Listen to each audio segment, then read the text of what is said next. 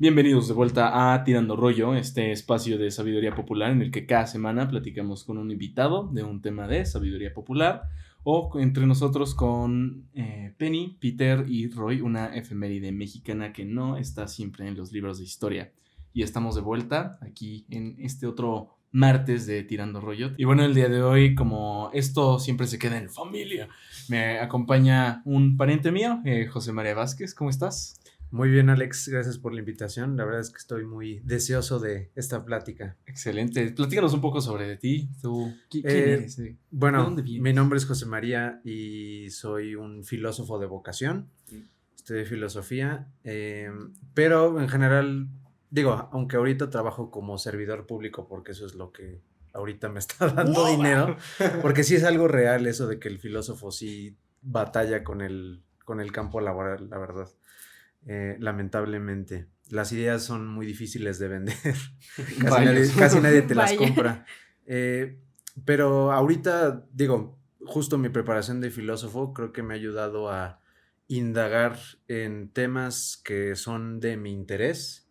Y en particular ahorita estoy justo muy clavado con temas antropológicos, temas de historia, y muy en particular ahorita estoy investigando mucho sobre los enteógenos o también llamados psicodélicos y su relación pues con la religión, que pues es un tema, vaya que álgido. Qué bueno que nos estás platicando porque es justo el tema del que vamos a hablar el día de hoy, sobre esta parte de los psicodélicos, de la antropología y de su relación con la religión, que creo que es un tema bastante por sí solo denso, cada uno de esos tres, o sea, psicodélicos, religión, antropología, Sí. son, o sea, cada uno pues creo que podría ser una carrera, ¿no? De 3 años mínimo y pues bueno, no sé ustedes que puedan platicar al respecto de lo que saben del tema.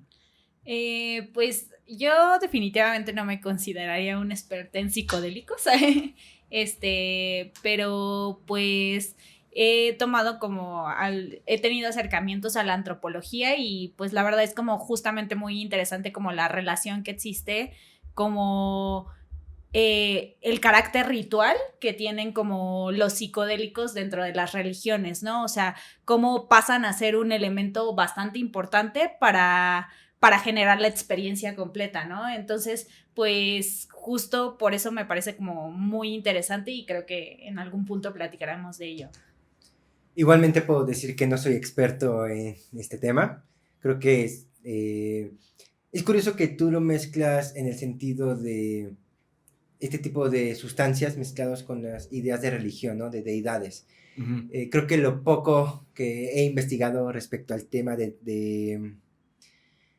no sé si decir la palabra porque no sé si YouTube nos vaya a censurar por esto, a desmonetizar, Creo que en pero los primeros 5 minutos no podemos decir la palabra. diré la palabra pandecillos para referirme.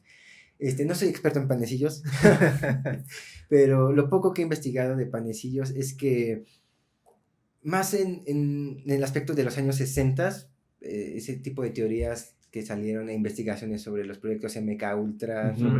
Claro.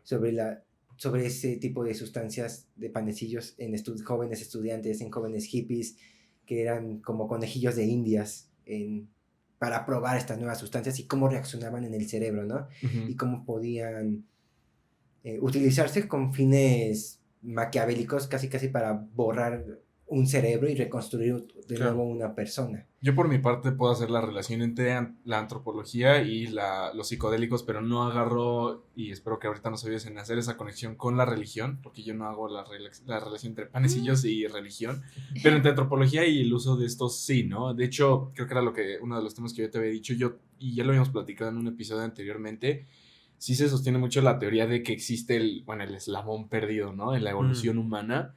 Y muchas teorías indican que más bien no fue una evolución humana, sino que fue literalmente un experimento de prueba y error de que se estaban viendo a ver qué plantas se hacían bien, qué plantas hacían no, qué plantas te mataban, qué plantas no. Y hubo una vez en la que algún hombre, un homínido, un ¿no? homínido ingirió pudo haber sido peyote, pudo haber sido un hongo, y entonces y eso fue lo que empezó a ayudar al desarrollo humano.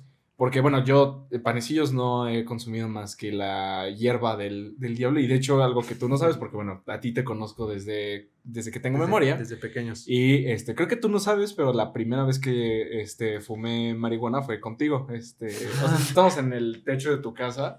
Y y me acuerdo, yo estaba así como, oh, por Dios, tengo que parecer experto en esto. O sea, yo estaba así todo tranquilo. Y ahora así, creo que no pasa nada. Y luego, así, y empezamos a ver videos de YouTube. Y Pantallazo azul, pum. yo creo que tú sí estabas viendo así videos en YouTube así sobre los de, ¿cómo se llaman? Los de... se me acaban de ir al nombre. Videos de Creo que- Pink Floyd. No, los de un canal que se llama Kurzgesagt, creo. De Sí, In a sí, Nutshell, sí. o In a super videos Nutshell. así, o Son infografías. de infografías y del espacio. Estábamos como, eso está muy cabrón, que no es que yo sí estaba nada más así como, güey, siento que se me está derritiendo el cerebro. Y entonces, creo que en lo que yo quisiera empezar es como, ¿qué es la parte en donde la antropología y la religión conocen? A los psicodélicos. Ujú. Sí definitivamente es un tema como difícil de plantear y creo que en gran medida eso se debe a que es muy nuevo. Ujú. O sea, yo realmente me empecé que tampoco soy un experto, eso que quede claro, o sea, soy más bien ¿cómo decirlo? Como un investigador amateur de este Ujú. tema, porque, digo, mi preparación es de filósofo, en realidad no cursé antropología, pero me interesa mucho. Entonces, hace como ya varios años, me empecé a preguntar si no había una especie de relación entre lo que la gente veía cuando consume algún psicodélico y la existencia o bueno, la creencia de que hay un más allá, además de nuestra realidad física.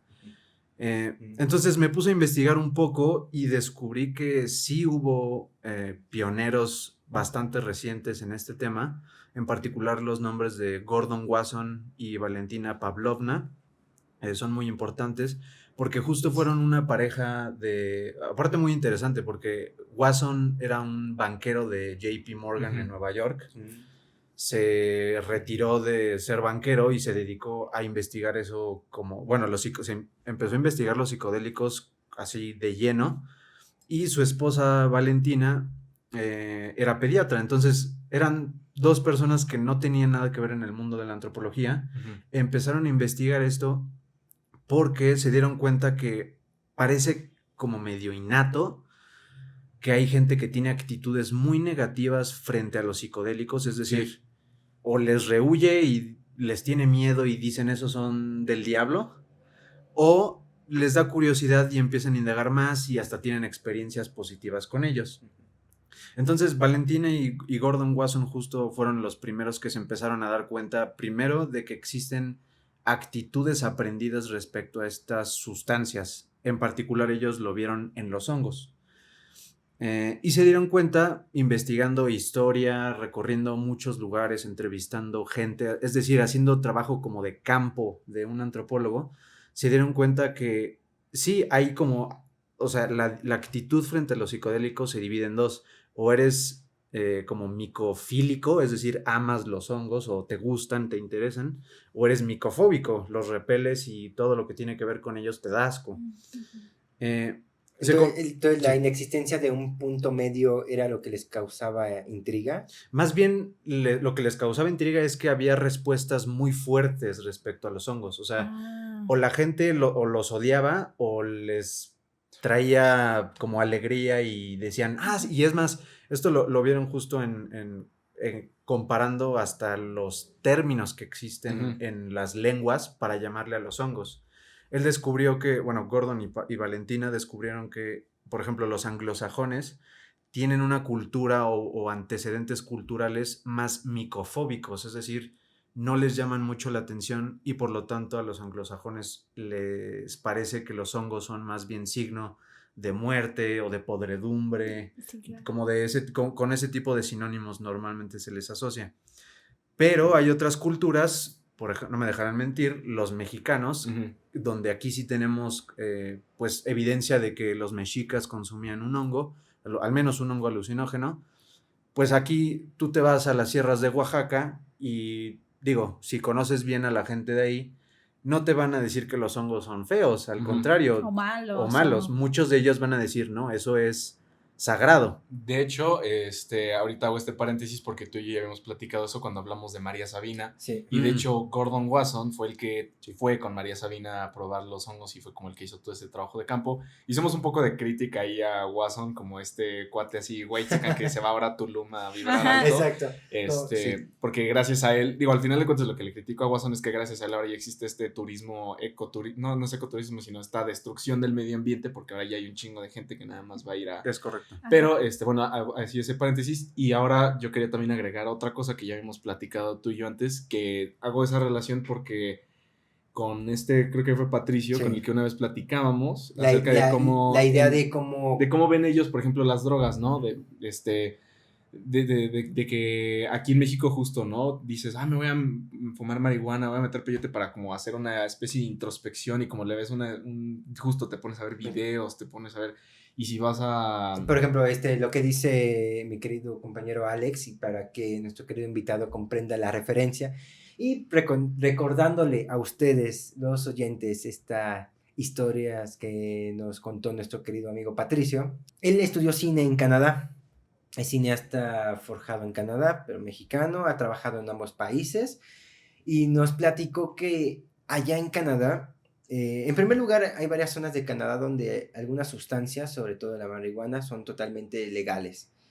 Entonces, y el consumo de hongos, no me acuerdo si es legal, pero el chiste es que entre sus compañeros cineastas, artistas, al final de cuentas, se metían sus viajes de hongos y se iban a la playa a reflexionar. Bueno, Pato se iba a la playa a reflexionar, ¿no? Pero él nos contó que los canadienses... La gran mayoría de los chavos canadienses consumían el hongo no por una cuestión de quiero sentarme en la playa a reflexionar sobre mi ser y reconectar con la madre tierra y con mis emociones. No, o sea, literalmente ellos eran como de lo hago porque es divertido, porque es cool. Y ya, en verdad, no le daban un significado más profundo al ser del consumo de hongos.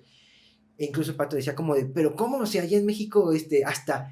hay viajes para reconectarte y te metes esta sustancia para reencontrarte y ver otros planos existenciales.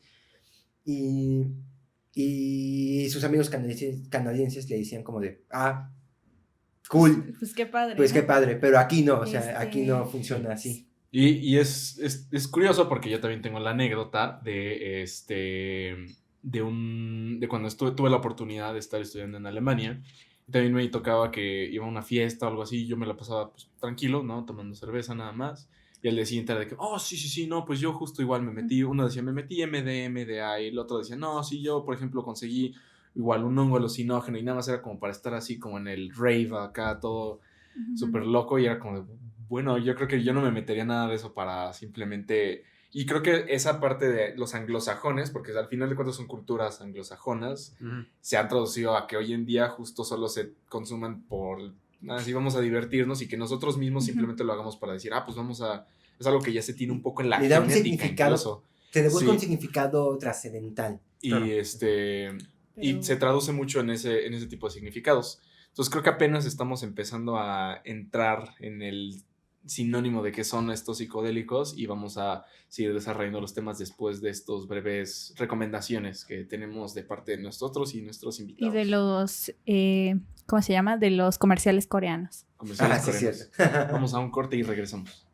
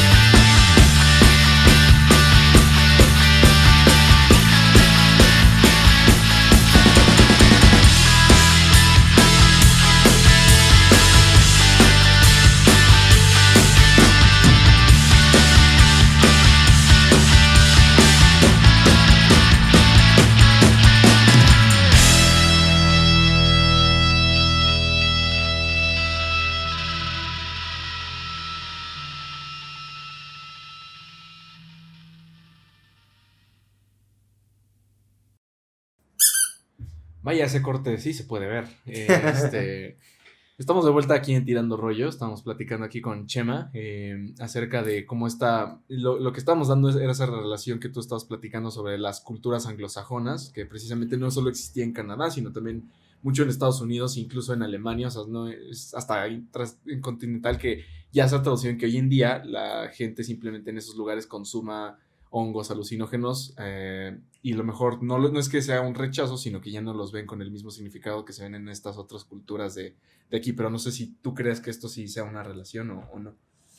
Yo creo que, bueno, en general creo que sí es algo difícil hacer esta como polaridad entre los micofílicos y los micofóbicos, como en la juventud o en el mundo de ahorita. Lo que Gordon Wasson descubrió sobre estas posturas, más bien lo descubrió en cuanto al folclore y como a las leyendas de la cultura en la que estaba estudiando. Es decir, por ejemplo, llegó a encontrarse que en la India sí hay una tradición que de hecho está descrita en los Vedas, donde sí se habla de una planta sagrada que se consume y entonces al consumirla se consigue la inmortalidad. Esta sustancia en los Vedas se le llama soma y era como una especie de planta dios. Pero si te vas a otras culturas, por ejemplo, él lo hizo con la anglosajona, descubrió que este folclore como sobre las plantas y los psicodélicos realmente o no existe o justo más bien te trata como de tirar para el otro lado, de tenles miedo porque son como muy peligrosos realmente.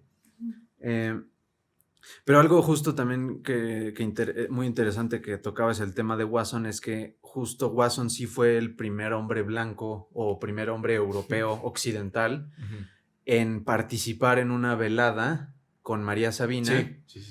Y bueno, en general en participar en una velada con psicodélicos en México. O sea, sí fue un pionero verdaderamente en estos temas.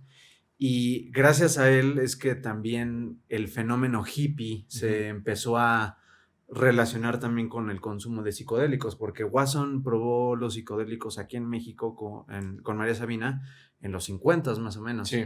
No fue hasta su publicación en la revista Life que la gente empezó a decir, ok, o sea, existe esto y aún así pues hubo una resistencia también al fenómeno, porque también mucha gente decía, bueno, es que los psicodélicos producen locura, entonces definitivamente esos hippies están locos y pues no hay que relacionarse con nada de lo que hagan.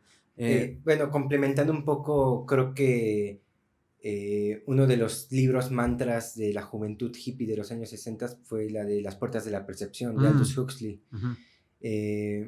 No sé si, bueno, según yo, igual fue publicado por los 50 más o menos. Sí, más o menos. Y creo que eso también incentivó mucho el consumo de sustancias alucinógenas. Porque para los espectadores y para quien no conocen el libro de Las Puertas de la Percepción de Huxley, es un libro que Huxley se mete unas dosis de LSD. O sea, recién estaba hablándose de esa sustancia. Y él va escribiendo como el proceso de cómo poco a poco se va sintiendo, cómo poco a poco va evolucionando el efecto de la sustancia dentro de su organismo. Y va empezando literalmente desde que se va sintiendo que se está aislando como que en su cuarto y de repente y llega un momento en donde dice que ni siquiera no se siente capaz de leer un reloj. O sea, de que neta no dice que tiene un reloj enfrente y no puede saber qué hora es.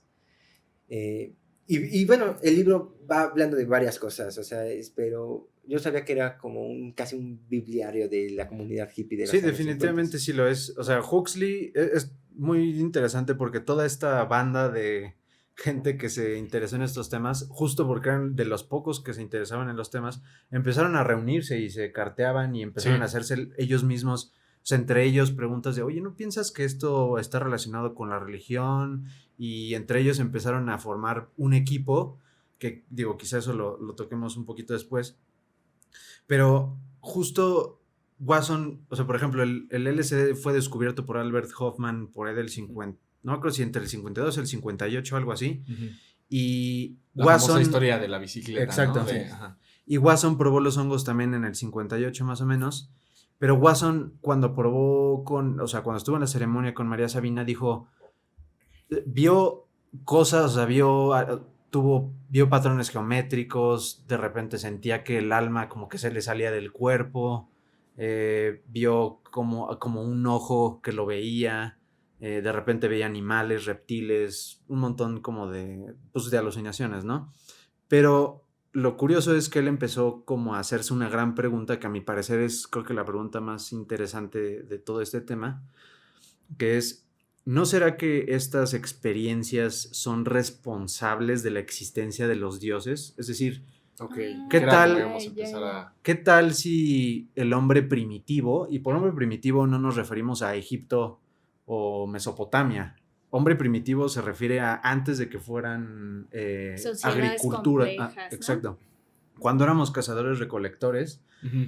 10,000 años, 20,000, 30,000, 40,000 años atrás, posiblemente los primeros homínidos que se encontraron con algún hongo alucinógeno, pues también estaban tripeando. Ok, sí. Y qué curioso, ¿no? Que incluso la gente de ahorita que es atea o que no tiene ninguna creencia religiosa ni metafísica, muchas veces, o sea, esto tú lo investigas en YouTube y están ahí los resultados. La gente dice, es que me cambió la vida. Sentí que me bañaba con el amor de Dios, sentí que conocía a Dios, sentí que un amor inmenso me abarcaba y que, o sea, en general son experiencias tan significativas y impactan tanto en el alma que Wasson dijo, ¿no será esto responsable de la religión en general? Sí. Y entonces él y su esposa empezaron a investigar y se dieron cuenta que, o sea, rastreando distintos puntos geográficos donde la gente tenía creencias ocultos frente a los hongos o algún tipo de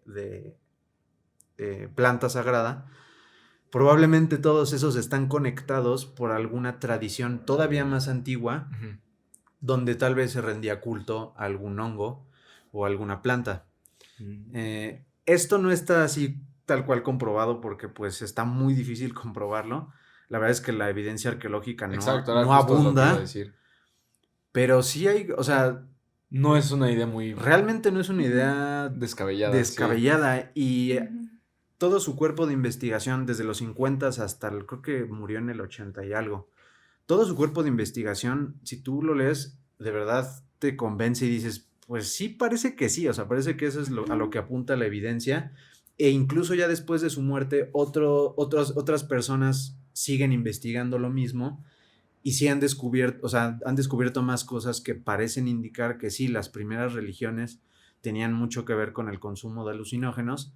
Y creo que no es tan poco sorprendente porque hoy en el presente, en un mundo donde tú dirías no somos religiosos, se hacen comunidades y rituales alrededor de estas sustancias. Sí, y hablando de esta parte de evidencia, digo, tan solo uno recuerda ahorita que estabas hablando justo de culturas mexicas, culturas antiguas, se habla, por ejemplo, también de las culturas de las tribus del norte, que literalmente se compartían una pipa de cosas, o sea, y esas son civilizaciones muy, muy antiguas, ¿no? Y hablaban mucho de que justo esas eran hierbas y cosas que te daba el mismo Dios, la misma madre. Naturaleza. Entonces, hablando, por ejemplo, rescatando esa parte de María Sabina y lo que habías dicho al mismo tiempo, al principio, era que ellas, por ejemplo, si vas ahí a Oaxaca, a esas tribus, ellos no les dicen el hongo, le dicen el peyote, le dicen Sí. por ejemplo, le llaman medicina, ¿no? Le Ujú. llaman la Claro. medicina, o le llaman no es cierto, Los te- niños santos, ¿no? Los niños. ajá. María Sabina le decía niños Niños. santos. Los niños santos, por ejemplo. Y es muy curioso porque se ha ido mezclando en el tema de religión, porque justo le dicen niños santos y ahorita mismo lo van incluso mezclando cuando hubo la conquista, hubo también esta mezcla de ese tipo de cosas Sí, con, claro. con la religión católica, ¿no? Al final de cuentas. Y esos existen en diferentes civilizaciones que dices, ok, aparte de que tenían estas deidades, también se consumían estas cosas. Entonces sí hay diferentes tipos de evidencias, de registros, de que sí los consumían y de que los relacionaban con sus deidades, Sí, ¿no? O sea, decir por esto es supuesto. de mi religión. Bueno, yo me pongo a pensar como un poco en los mitos fundacionales, o sea, como de las claro. civilizaciones. Y bueno, como digo, no soy experta, pero sí han dicho como que hay muchas similitudes entre los tipos de dioses que hay, ¿no? Porque todos responden como a cierta necesidad humana, pero tienen justamente como esta potencialización y sí te pone a pensar como de, pues tal vez algo ahí intervino que potencializó como esto de decir, o sea, estoy sintiendo la lluvia, ¿no? Pero la estoy sintiendo diferente porque tal vez algo más allá de lo que consumo normalmente está haciendo que lo sienta de diferente forma y se vuelve algo más espiritual, algo más ritual, ¿no? Entonces me pongo a pensar como mucho que en muchas culturas coinciden como los dioses, a pesar de que se llaman diferente, siempre responden como a ciertas cosas. De hecho, eso de las similitudes es un tema muy relevante porque Watson, cuando primero, o sea, como que la primera cultura en la que se concentra, incluso antes de los mexicas y México, se concentra en los Vedas, que son como las religiones, de la religión más antigua de la tradición aria, o bueno, de la región de la gente aria. Uh-huh. Y se dio cuenta de una similitud justo entre mexicas y la religión védica, que es que normalmente cuando se describe cómo nació el hongo o cómo es que nació esa cosa que cuando se consume uno se comunica con el dios, es un relato que siempre involucra a la lluvia y en muchas ocasiones a un trueno. Entonces, ¿qué digo? Tiene mucho sentido porque al final de cuentas, pues los hongos crecen donde hay humedad. Uh-huh. Y no me parece tampoco descabellado que sí, o sea, muy tal vez al principio la gente, no sé, tal vez el primer homínido, las primeras personas que consumieron algún hongo, dijeron, bueno, es que esto que me hizo ver a Dios, pues ¿de dónde sale, no? Y tal vez uno dijo, es que estaba lloviendo. Sí, y además cayó un trueno. Entonces el Dios está dejando su semilla en la madre tierra y entonces nosotros estamos consumiendo al Hijo de Dios, al Niño Santo, y estamos entrando en comunión con Dios justamente porque lo estamos consumiendo. Entonces eso también es algo muy interesante si te pones a analizar las culturas ya más modernas, como por ejemplo Grecia. Grecia también tenía los griegos estaban muy familiarizados con la idea de que los dioses viven en las sustancias, por así decirlo. O sea, Dionisio, el dios griego dios del vino, no era que los griegos dijeran, sí, yo me comunico con Dionisio porque consumo vino. No, más bien, digo, esto es sujeto a debate, ¿no? Pero creo que más bien la interpretación correcta es que los griegos decían, yo consumo al Dios, o sea, yo estoy realmente o la sangre de Dios, ¿no? Sí, el cuerpo de Dios. Y yo Cristo. Pero por ejemplo, yo sabía que el famoso vino griego no es el vino que se consume hoy en día en el siglo XXI. No, definitivamente. Yo sabía que... Era Coca-Cola. Desde ahí existía Coca-Cola y se robaba el agua de los recursos naturales de Oaxaca. De Oaxaca, desde ahí ya Qué triste, estamos en buen plan, Peter, qué pedo. Todo es culpa del capitalismo. Que el famoso vino griego realmente tenía muchas más sustancias y que era mucho más fuerte, era más poderoso, incluso sí, alucinógeno. Realmente el vino griego de esa época era alucinógeno en son de comunicarse con los dioses, supuestamente. Y era todo un acto ritual. De hecho, creo que solamente se llegaba a tomar vino. O sea, había un día específico de que todos se tenían que tomar vino. O sea, un día específico. ¿Y no eran los domingos? Por ejemplo, eso tiene mucha relación con la investigación de Watson porque en su experiencia con María Sabina, en uno de sus momentos como de trip, se preguntó, ¿no será que los misterios de Eleusis, o sea, en los misterios de Eleusis se consumía alguna sustancia psicodélica? ¿Qué son los misterios de Eleusis? Fueron una religión, quizá de las religiones más antiguas de Grecia, Pero usualmente tú en los libros de historia no te vas a encontrar información de los misterios de Eleusis porque era una religión que era patrocinada por el Estado, pero estaba prohibidísimo que dijeras lo que sucedía una vez que te iniciaban en esos rituales. Sí. Y si hablabas, te mataban. Entonces, Bueno.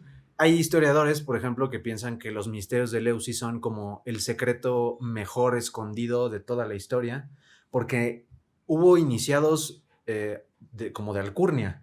Platón probablemente fue un iniciado, Sócrates probablemente fue un iniciado, y digo probablemente porque eran ciudadanos en Atenas, donde en ese momento en el que vivían estaba instaurado el ritual de Eleusis.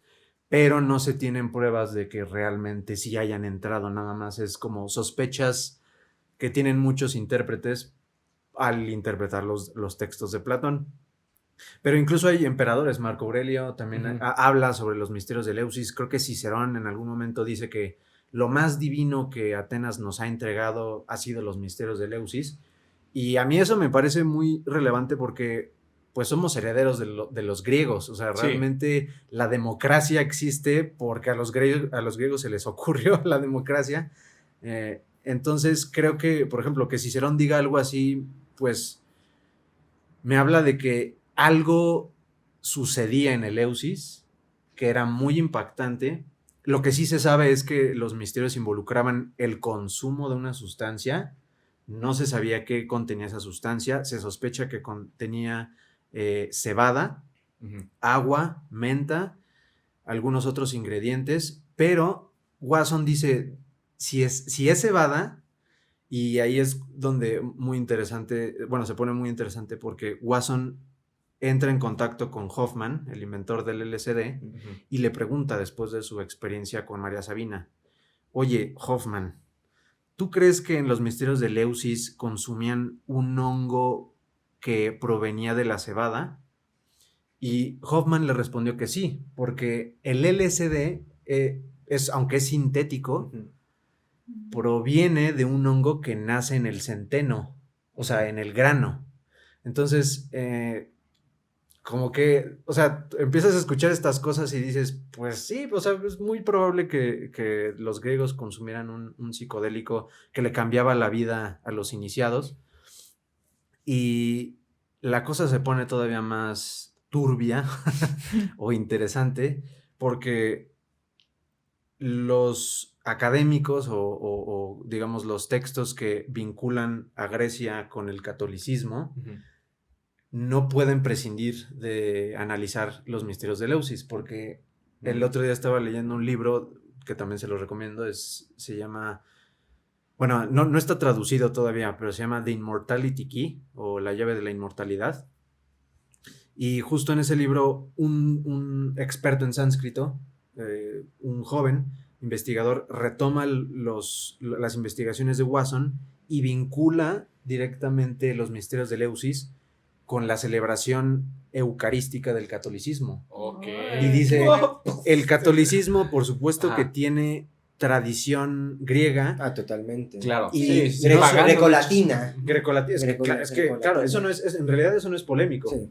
Lo polémico es que este tipo dice, puede ser que al principio los primeros cristianos, no todos, pero probablemente sí algunos cristianos, celebraban de Dios tenía psicodélicos. Celebraban tal vez una misa consumiendo alguna especie de alucinógeno, y por supuesto que se comunicaban con o bueno, o que era con alguna otra festividad pagana, era una comunicación tal vez más genuina que la de comerte un pan.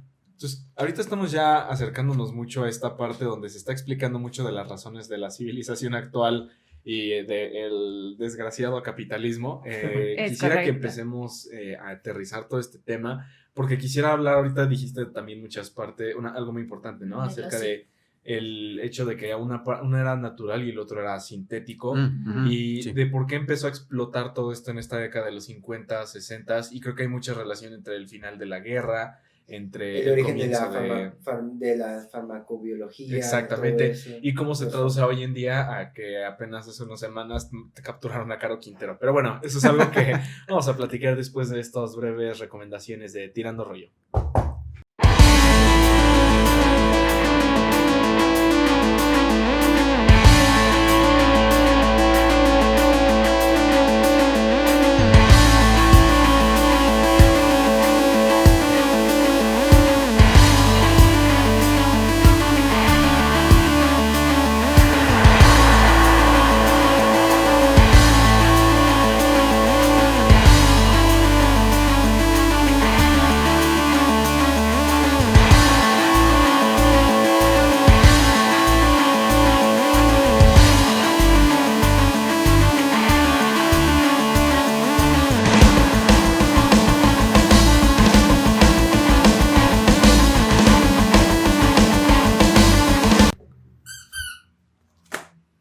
Estamos de vuelta en Tirando Rollo, este espacio de sabiduría popular, podcast de sabiduría popular, lugar donde platicamos acerca de sabiduría popular, y estamos aquí de nuevo con Chema. Estamos platicando acerca de cómo empezamos a ya aterrizarlo en religiones, incluso como el mismo catolicismo, el cristianismo en sí. Y un poco yo quería también acercarlo porque estábamos hablando de antropología, pero también estábamos hablando mucho de cómo se acerca a la sociedad contemporánea, ¿no? Porque ahorita se hablan muchas cosas De cultura antiguas. desde cultura antiguas y de la parte en la que creo que tú dijiste una parte acerca de esta fobia o esta filia hacia estos lugares que dan lugar a que hoy en día se hagan cosas como prohibiciones así extremadamente radicales de este tipo de sustancias, tanto naturales como artificiales. Sintéticas, exacto. Y que hubo un boom de este tipo de cosas sintéticas que empezó por un momento a ser incluso hasta, por así decirlo, ¿cómo decirlo? Fomentado por los mismos gobiernos poderosos, ¿no? Y, por ejemplo, tú lo dijiste al principio, cosas como el MK Ultra, de que se hablaba mucho de que en principios del siglo pasado se recetaba cocaína para dar muchas cosas. Hasta para el dolor de cabeza se recetaba. Se hablaba mucho acerca del uso de metanfetaminas durante la Segunda Guerra Mundial, por ejemplo. También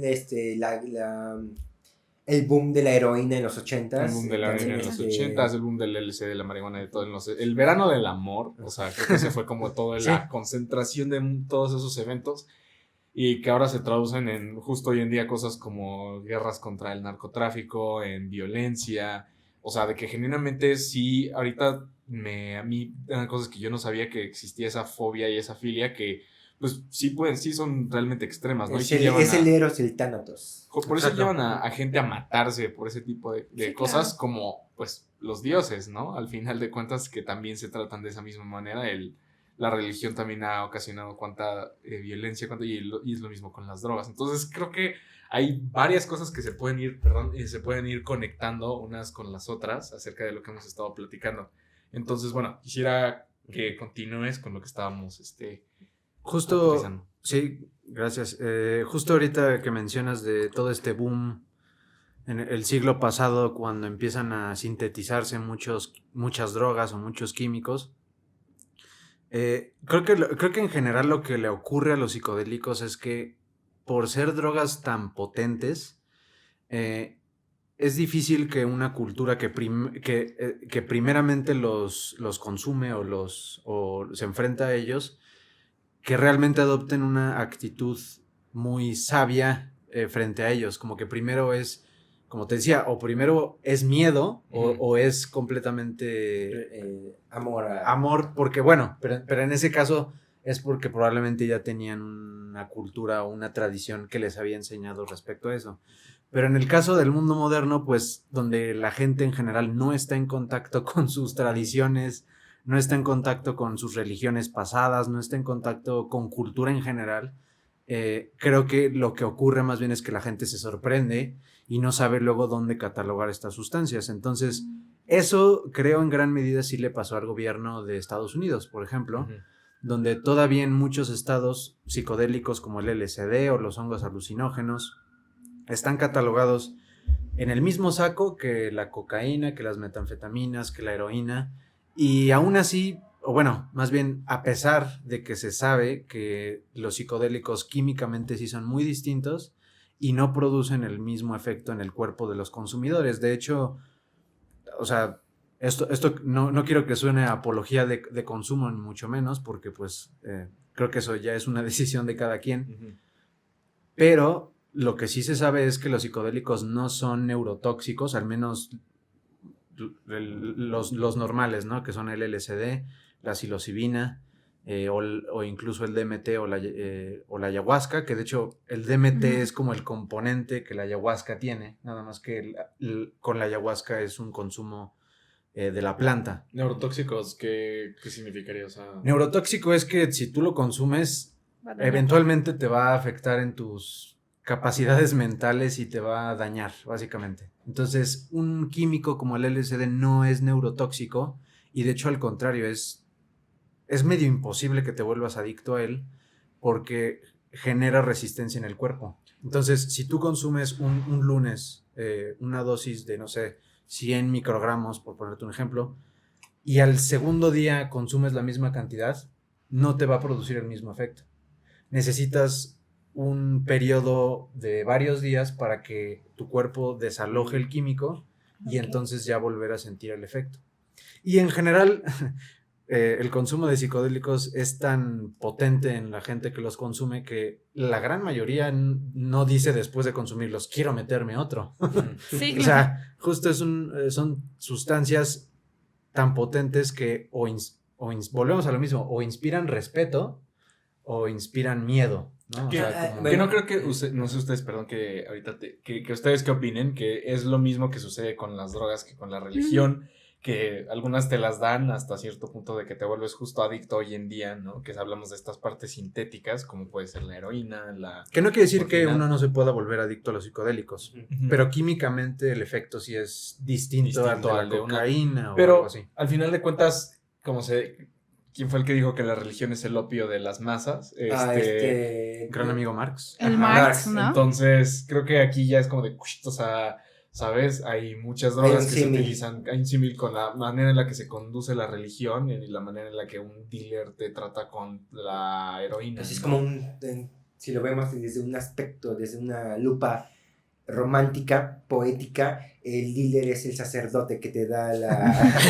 Eucaristía. Entonces, sí. Aunque lo digas de broma, eso tiene mucho sentido y ahorita me recordó hay una frase que me encontré en algún libro de antropología justo de este tema, que decía, es muy interesante contrastar el consumo de psicodélicos en el pasado o en tribus que lo consideran parte de su religión contra el consumo de la gente moderna, capitalista, ya en un contexto totalmente desarraigado de la religión, porque en general, si tú, se le llama psiconauta al consumidor regular de psicodélicos, ¿no? El psiconauta normalmente, uno muy famoso, por ejemplo, es Terence McKenna, no sé si han oído hablar de él, No, pero la verdad no. este era un botánico que pues, se grababa haciendo como...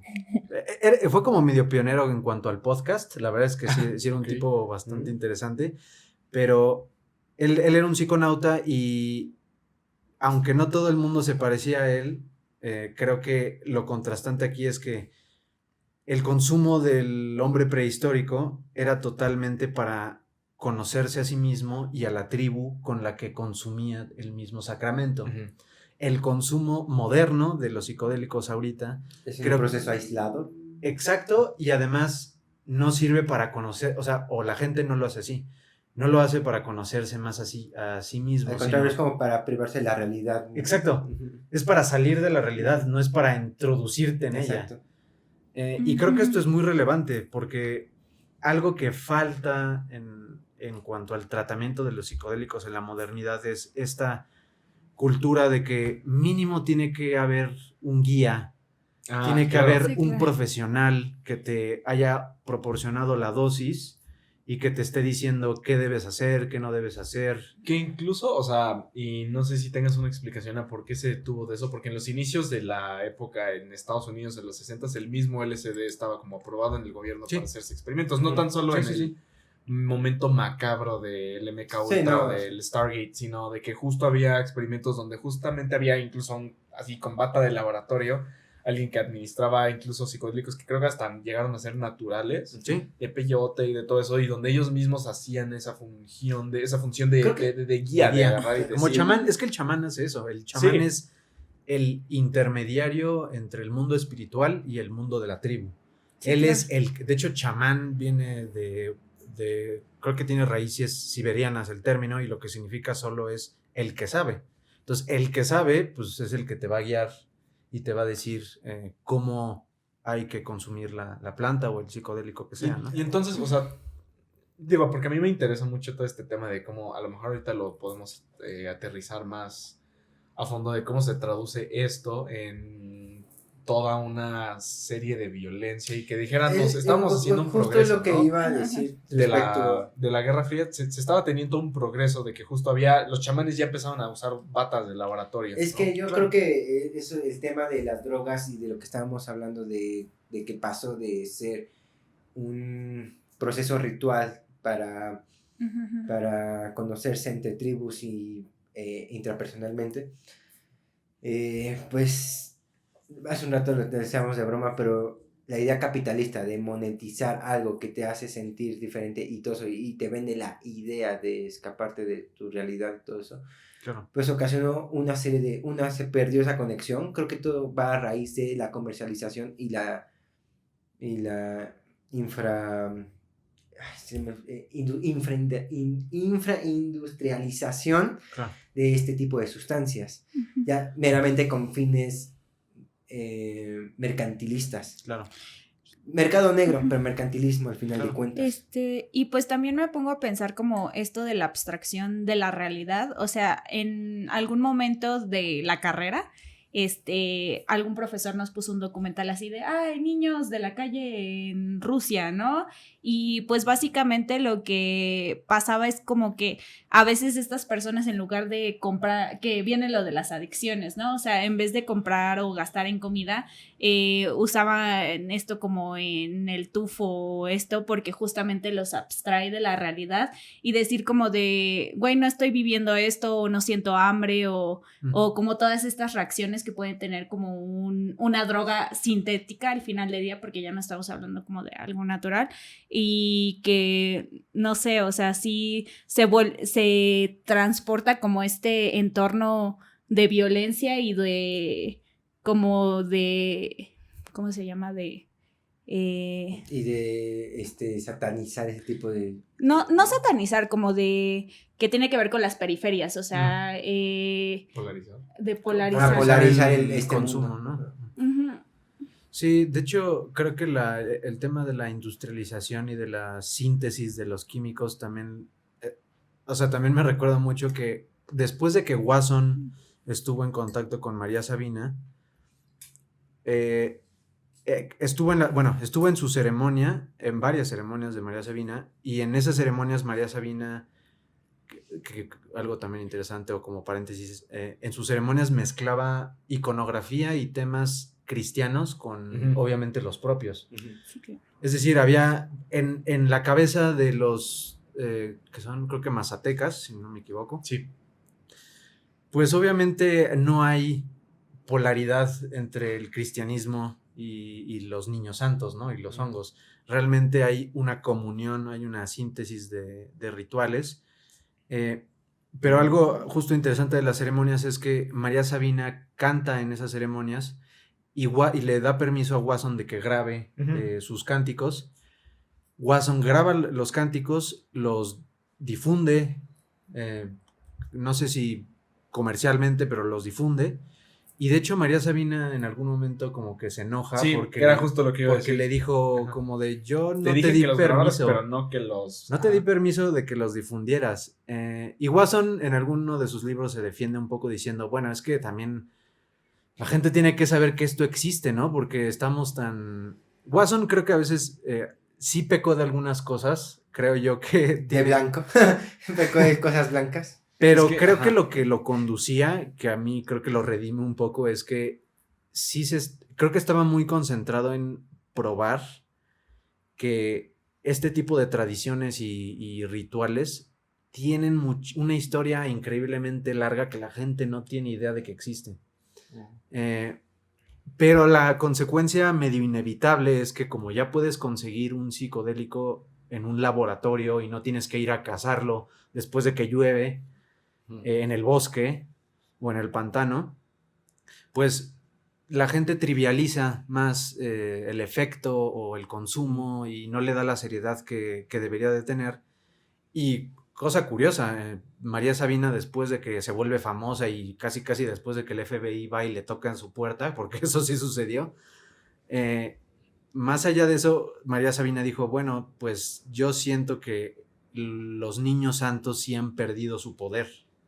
O sea, ella decía, creo que el psicodélico que yo estaba, o sea, al que estaba acostumbrada antes, después de que sucedió todo esto, han perdido su poder porque mucha gente los consume y no les pasa nada. O sea, realmente lo toman como si fuera a juego o como si fuera nada más una cosa ahí que te hace alucinar. Pero no sé, o sea, justo creo que sí sucede mucho eso que mencionan, que el fácil acceso a estas sustancias, el hecho de que no se practique en un ritual o en un contexto controlado o con profesionales, hace que la gente no le dé la seriedad y la importancia que debería de tener.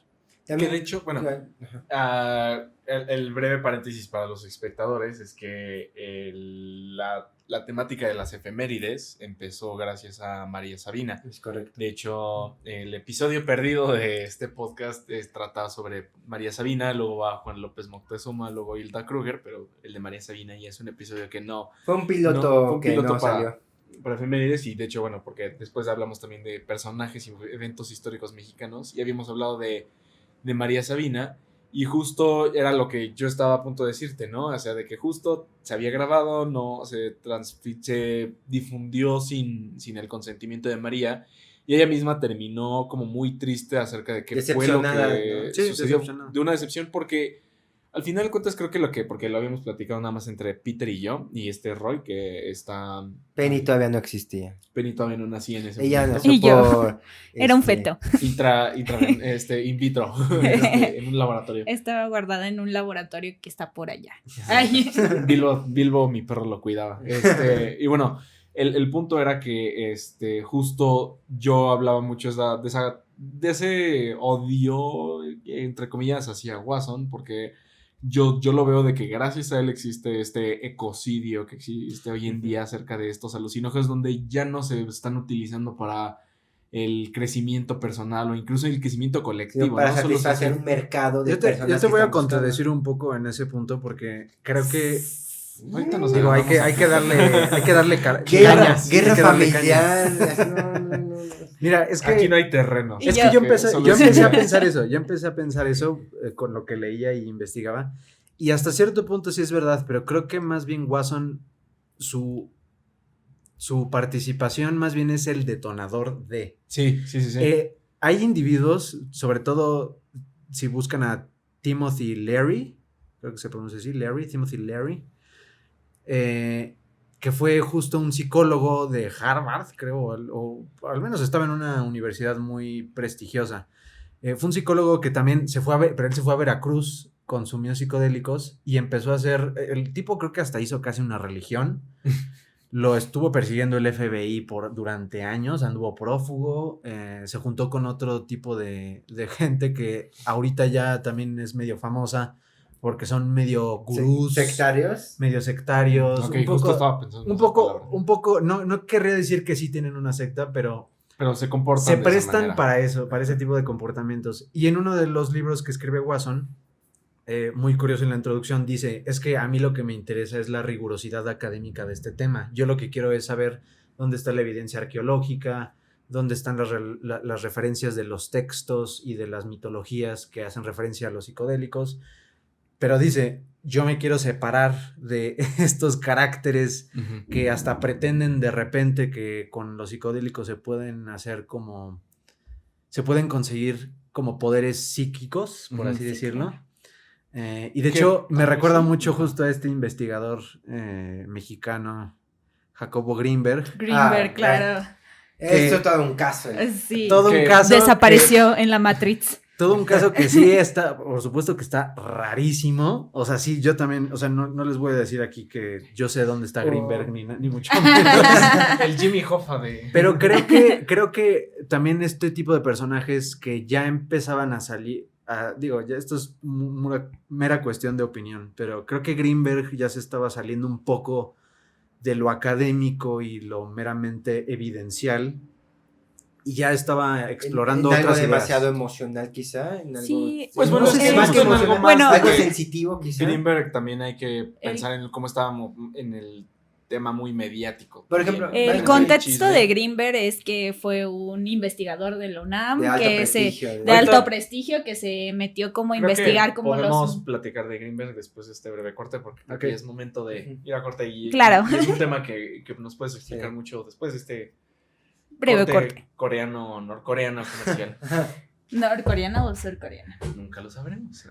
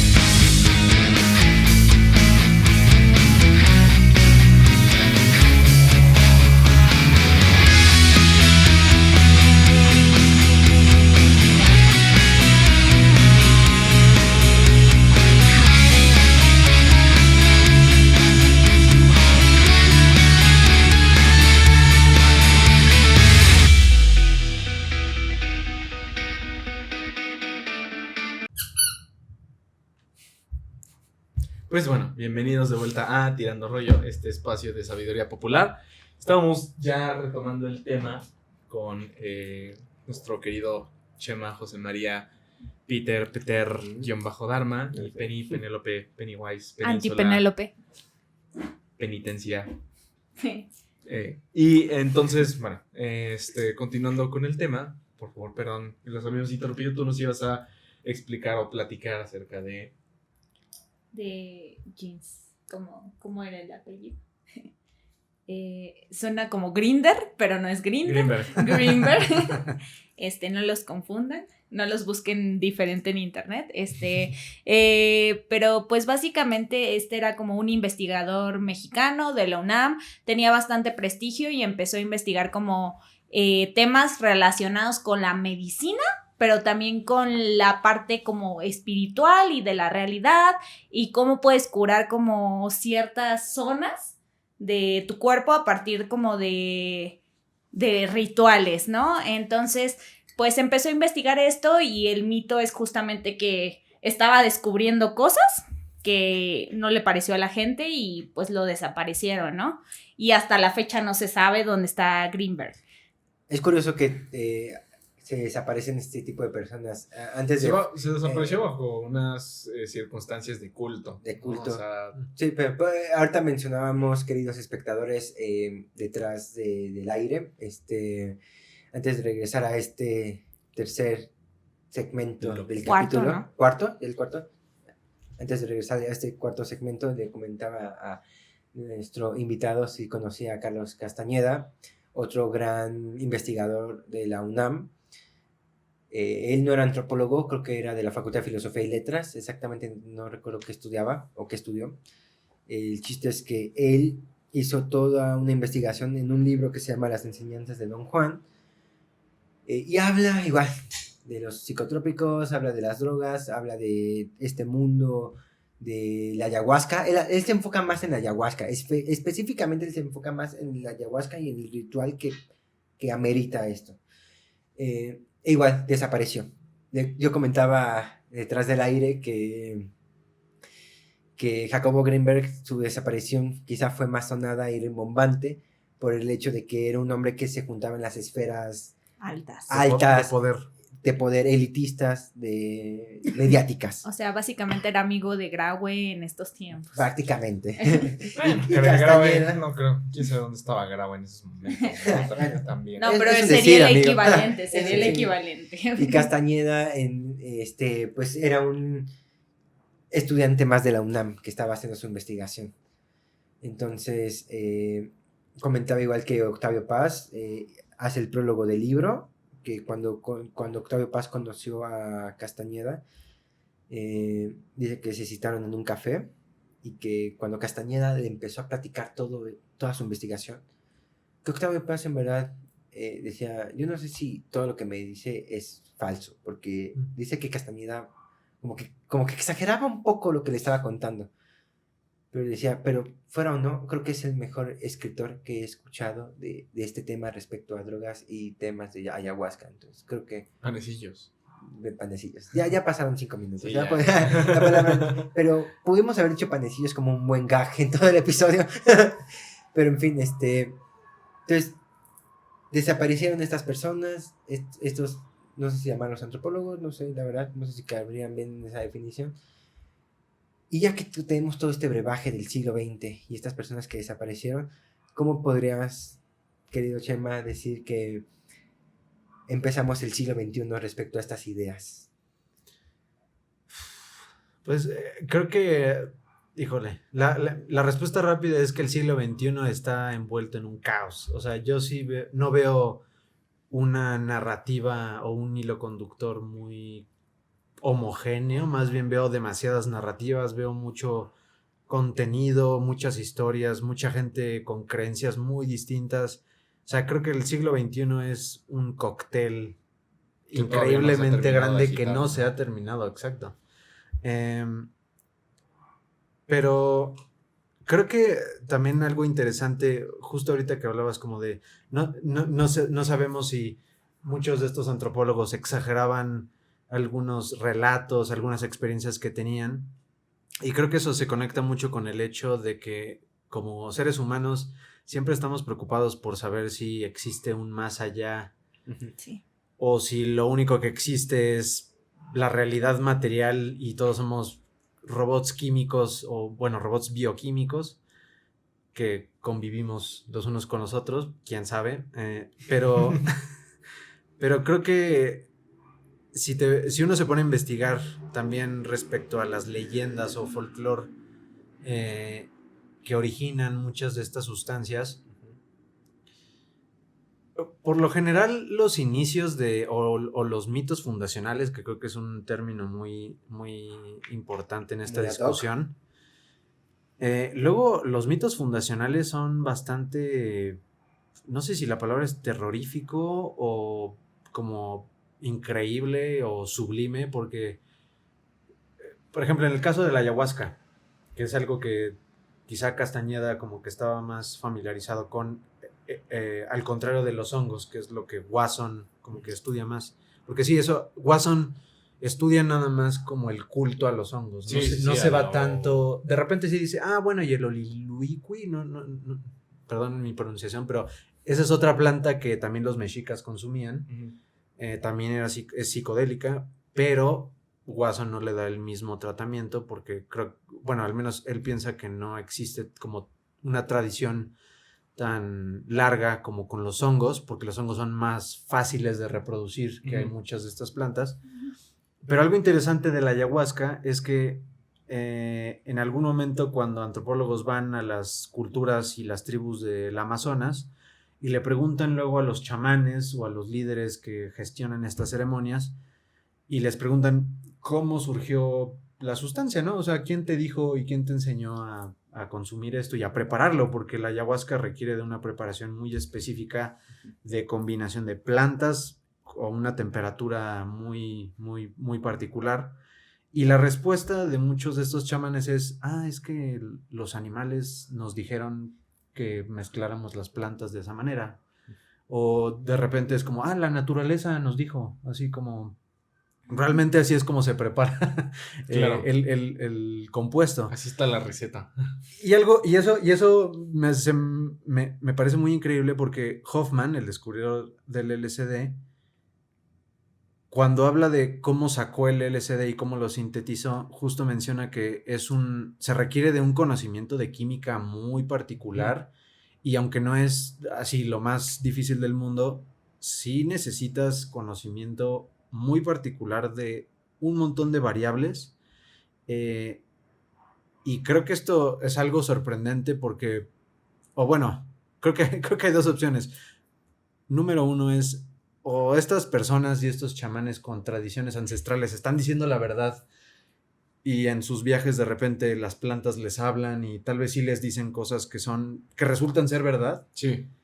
O simplemente estamos subestimando el conocimiento herbolario que tenían muchas culturas ancestrales, que creo que podría también ser una posibilidad, porque cuando volteamos a ver al pasado pensamos, es gente que no sabía, es gente que no conocía, y realmente no sabemos cómo era vivir en esos momentos. Exacto, o cómo sí. es vivir en esas circunstancias Iba a físicas. ser muy difícil saberlo. ¿No? Y uno no sabe, ¿no? O sea, cómo ocurren los accidentes, cómo se descubren el consumo de algunas de estas sustancias. Y creo que en general eso es lo que sucede luego con el mundo moderno, que subestimamos el conocimiento que tenían nuestros antepasados y pensamos que eran tontos, que nada más sabían sembrar y...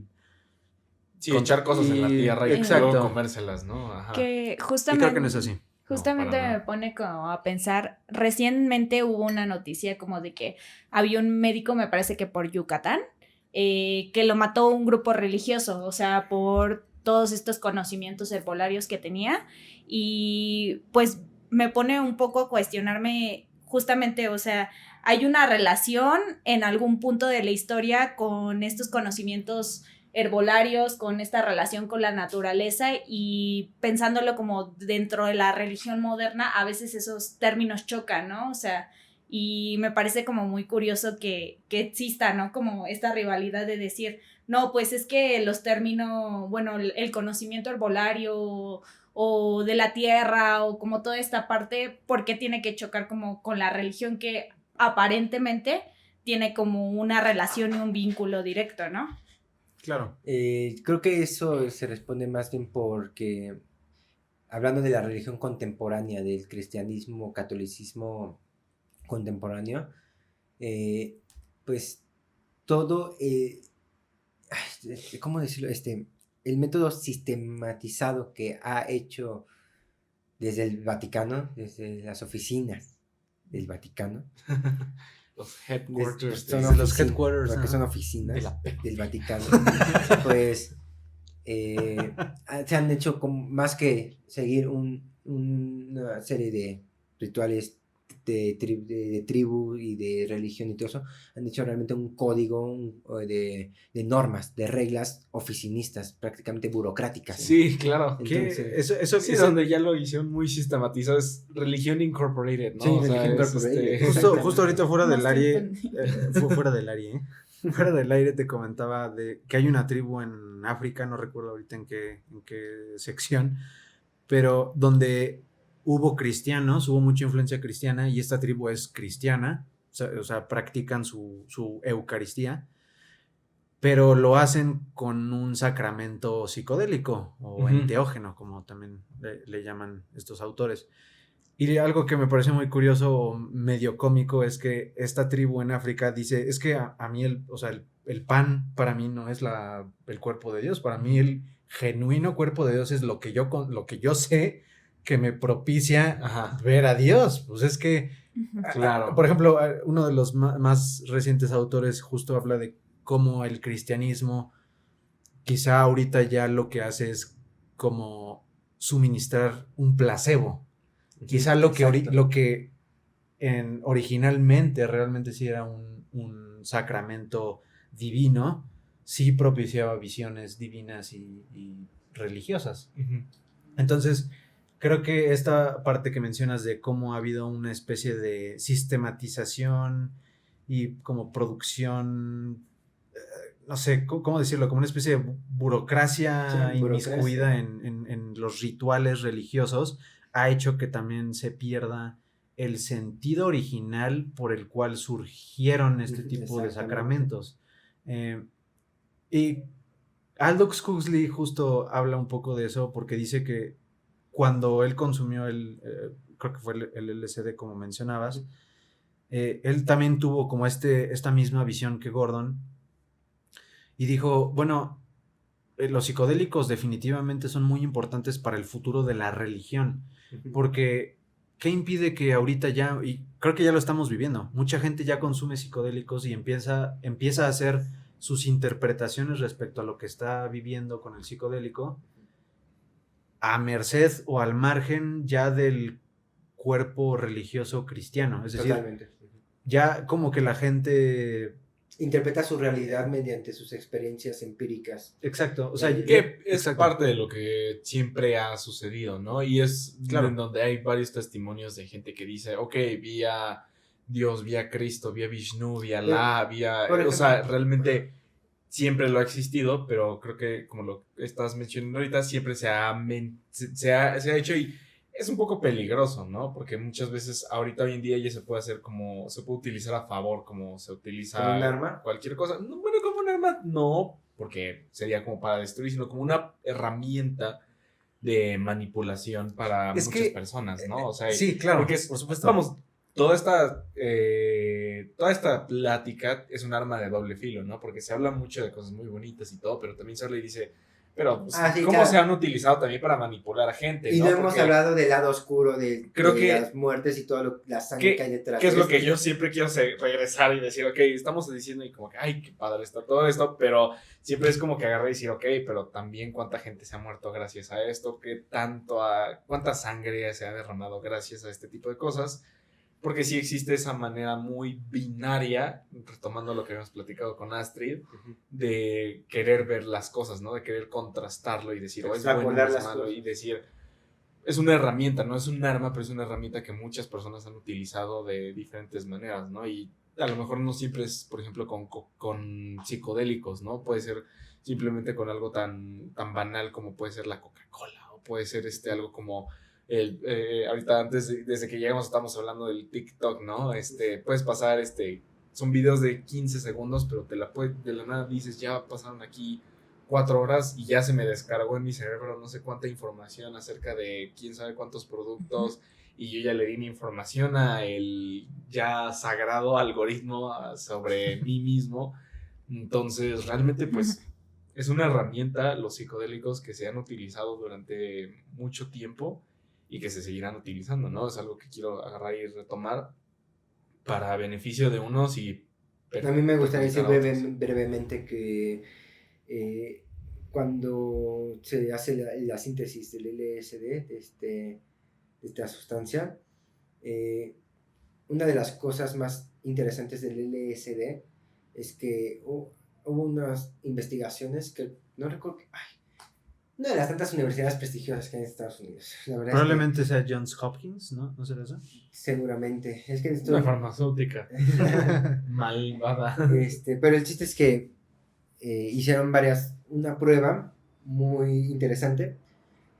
Le dieron a varios individuos diferentes sustancias. A unos les dieron marihuana, a otros les dieron no creo que clasificar bien la lista exactamente, porque la verdad es que no recuerdo exactamente la lista, pero la importante es a la gente que le daban sustancias de LSD.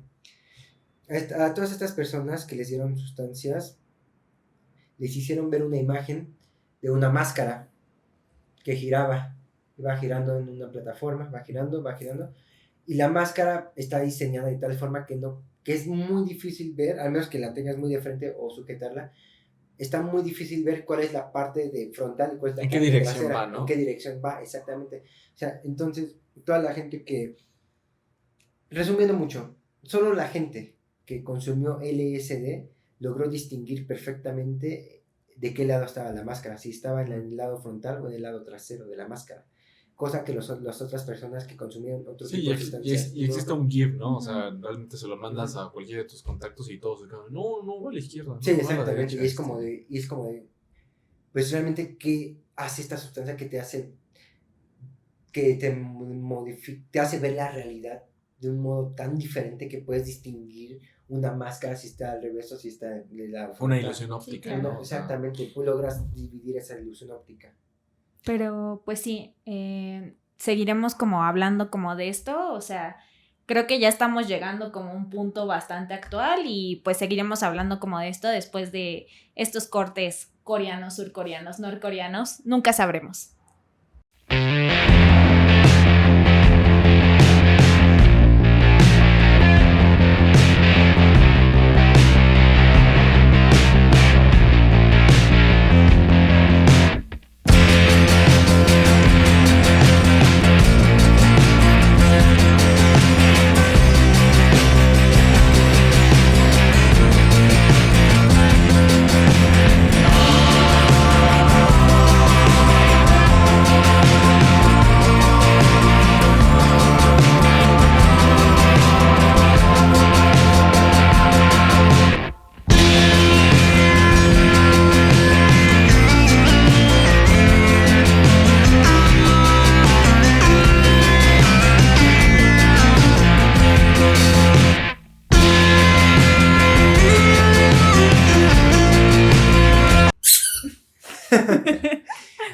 Solo tenía que hacer una cosa, lo hice mal.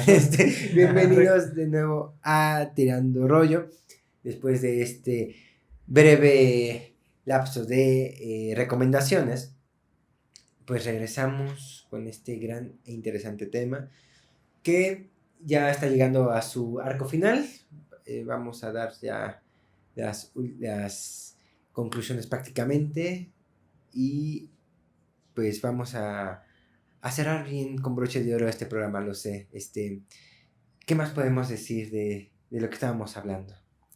Bueno, quizá como idea para concluir, creo que a mí lo que me gustaría decir es que estamos viviendo como cultura una especie de redescubrimiento, renacimiento de estas sustancias,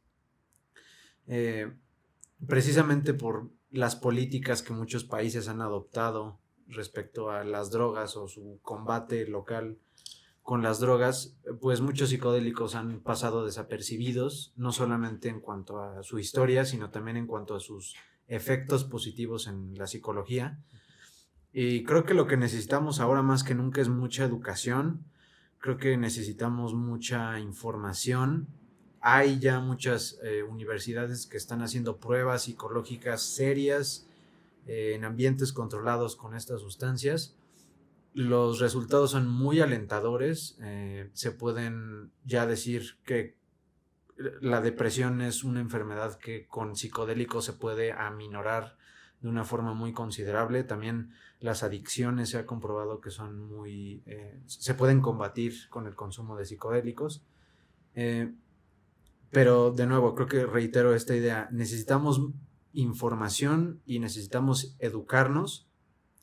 Y creo que ahorita lo que no hay mucho y creo que es lo que necesitamos es que investigadores de todo tipo de disciplinas, es decir, químicos, psicólogos, psiquiatras, historiadores, antropólogos, médicos de todo tipo, unan fuerzas para tratar de explicar cuáles son los efectos y qué precauciones deberíamos de tener en el futuro respecto a estas sustancias, porque sí son de cuidado. O sea, al final, aunque haya dicho yo que pues muchas de estas sustancias no son adictivas como la cocaína o como la heroína, definitivamente ninguna sustancia existe sin consecuencias. Entonces, también creo que nuestra cultura a veces peca mucho de trivializar el consumo de estas sustancias y piensa erróneamente que solamente deberían de servir para fines recreativos, y creo que eso sí es un error. Digo, ya si personalmente uno piensa eso está bien, pero creo que por lo mientras hay que tener mucho cuidado, porque sí es un tema delicado. Y de hecho, digo, ya nada más para cerrar mi idea, recuerdo ahorita que justo leyendo uno de los textos de Wasson, habla de cómo en México con los mexicas, en el mundo prehispánico, estas sustancias normalmente, o más bien el consumo de las sustancias enteogénicas o psicodélicas, como los hongos sagrados, normalmente la gente no los habla con extraños. Es decir, claro, no es como que vayas en la calle y la gente te ande preguntando sobre tus viajes y sobre tus experiencias con psicodélicos, porque justo son sustancias tan poderosas que muchas veces las experiencias son muy personales. Entonces, recuerdo también mucho que en estos textos de Wasson se describe cómo los mexicas tenían esta creencia de que si tú consumías el psicodélico, que le llamaban carne de Dios, de hecho, Teonanácatl, si tú ibas con suficiente humildad y honestidad y sí, en general creo que la palabra es humildad. Si tú ibas con la suficiente humildad, el psicodélico sí te iba a poder como beneficiar. Y creo que esto es algo que una actitud que deberíamos de adoptar siempre. Es decir, acercarnos a estas sustancias con humildad y respeto, porque no sabemos exactamente qué hacen en nuestra mente, ni en nuestro cuerpo, ni en nuestro cuerpo, ni en la cultura. O sea, no, Y- sabemos ya por experiencia que la cultura pues explota o de manera muy positiva o muy negativa frente a estas sustancias. Entonces hay que tener cuidado, hay que informarnos mucho. ¿Qué es el problema con este tipo de sustancias? Que no existe básicamente la Profeco para estas sustancias. Entonces Claro. no hay como que una manera en la que uno pueda agarrar y decir, me hago unos análisis de química sanguínea y que que un médico me pueda decir, pues te recomiendo que entre un químico, por ejemplo, entre un doctor y un psiquiatra, ¿no? Me puedan agarrar y me puedan decir, pues te recomiendo que para tratar tu problema con depresión, por ejemplo, con ansiedad, con trastorno, incluso hasta con algunas neurodivergencias,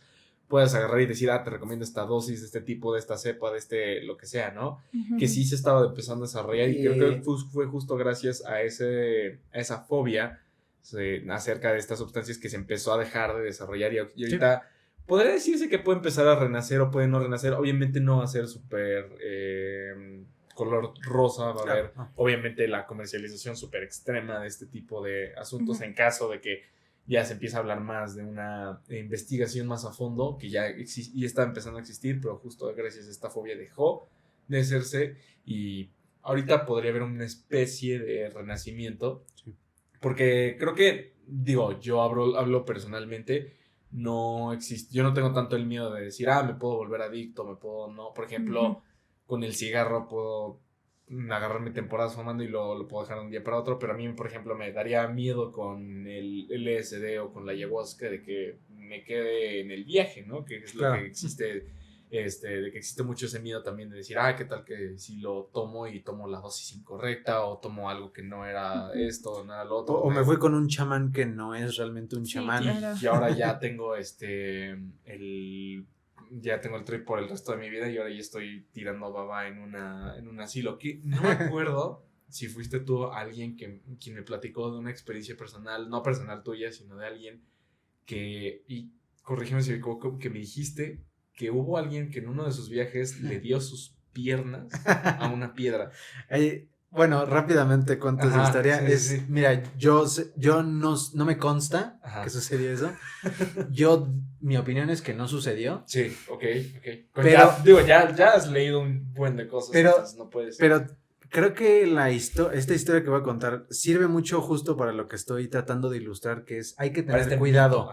Porque aunque no sea cierta la historia, a mí lo que me dice que exista la historia es que hay gente que sí, con mucha razón, tiene que tenerle miedo a la sustancia, porque no sabes lo que va a suceder después de consumir algo así. Entonces, rápidamente, la historia es de un tipo que probó floripondio, que es una planta que de hecho viene en este libro de las plantas de los dioses. Y que la puedes encontrar en un árbol así bien casual. No es tan poco común. Y puedes confundirla con flor de calabaza y decir, me voy a hacer mis quesadillas. Y si te haces un té con floripondio, no sé exactamente cómo será la preparación, pero si te haces un té con floripondio, creo que tiene ciertas cualidades enteogénicas y alucinas un gran trip.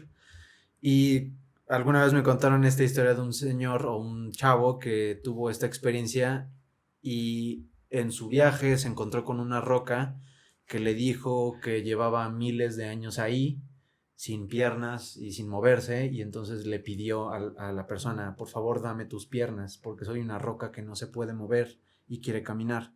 Y el señor le dio sus piernas, se quitó sus piernas en su trip, le dio las piernas a la roca y entonces quedó sin piernas, pero como que el quid del asunto es que después de que salió de su trip, el tipo ya no podía mover las piernas, porque pues y entonces fue con un chamán.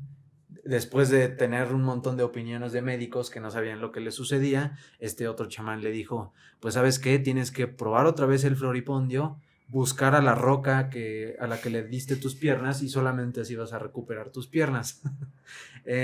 Como esta historia hay muchísimas otras de gente que también le pasan cosas surreales y súper extrañísimas.